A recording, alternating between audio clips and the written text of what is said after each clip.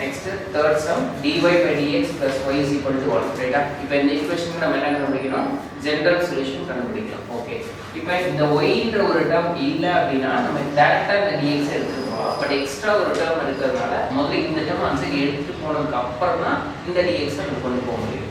So first the dy by dx அப்படி இருக்கட்டும் is equal to 1 இருக்கு. அப்ப இந்த plus y எங்க போனா minus y. இப்போ அந்த dx நம்ம அங்க கொண்டு போலாம். பட் இங்க dy இருக்கறனால y ரிலேட்டடான டேர்ம் இங்க வரும். அப்படினா இந்த y ஐ மட்டும் பிரிச்சு கொண்டு வர முடியாது. சேர்த்து ஒரு சிங்கிள் டேர்ம் தான். புரியுதா? அப்ப இந்த டேர்ம் அப்படியே கொண்டு வரலாம். அப்ப டிவைட் வந்துரும். அப்ப எப்படி வரும்?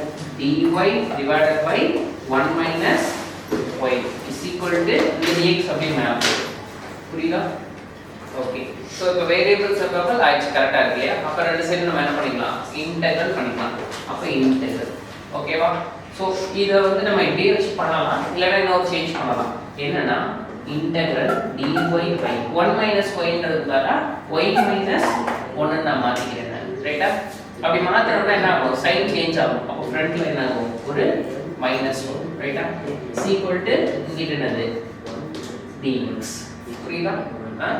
சரி, இத அப்படியே வச்சுக்கலாம். இல்லனா இந்த மைனஸ் நீங்க அங்க கூட மாத்தி வச்சுக்கலாம். ஓகே, இப்போ இதை இன்டெகிரல் பண்ணா என்ன ஆகும்? நமக்கு தெரியலையா? 1/x இன்டெகிரல் பண்ணா என்ன? log x. கரெக்ட்டா? 1/x இன்டெகிரல் பண்ணா log x. இதுவும் அதே மாதிரி தான் கிட்டத்தட்ட இல்லையா? இன்கேஸ் இப்போ 1/x - 1 இருந்தால அதே தானே log ன்னு போட்டு மாடலஸ் இங்க என்ன இருக்கோ அது அப்படியே இருக்கு.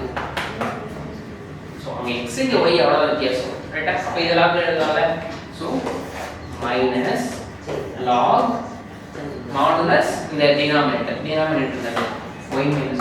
in case நீங்க அப்படியே 1 minus y ன்னு வச்சிருந்தீங்கன்னா என்ன வரும்னா log 1 minus y. ஆனா எக்ஸ்ட்ரா ஃப்ரண்ட்ல ஒரு மைனஸ் போடணும். ஏன் போடணும்னா இங்க y யோட கோஎஃபிஷியன்ட் எவ்வளவு? மைனஸ். அப்ப டிவைடட் பை மைனஸ் போடணும்ல. அப்படி சோ அத பண்ணாம நான் இப்படி மாத்திட்டேன். ஒருவேளை நீங்க இப்படியே வச்சிருந்தீங்கன்னா -1 அப்படி வந்துரும். ரைட்டா? சரி, is equal to dx integral பண்ணா எவ்வளவு? x இல்லையா? அப்ப x plus என்னது? Constant c.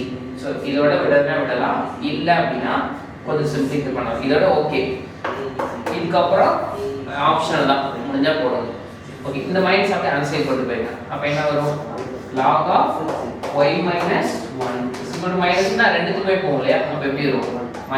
-x minus c. ரைட்டா? ஓகே, அதுக்கு அப்புறம் ரெண்டு சைடு நம்ம என்ன பண்றோம்னா எக்ஸ்போனன்ஷியல் எடுக்கிறோம். அப்ப இங்க என்ன வரும்? e பவர் log வருதான்.